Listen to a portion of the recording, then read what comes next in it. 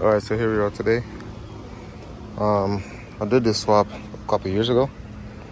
N50 out of a E34. Single turbo. But right now I'm about to drop the gas tank.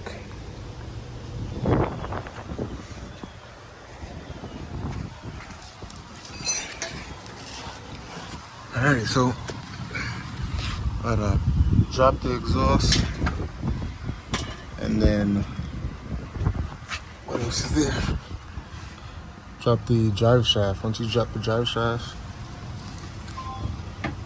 then automatically everything is out of the way, and then it's just to take the bolts off.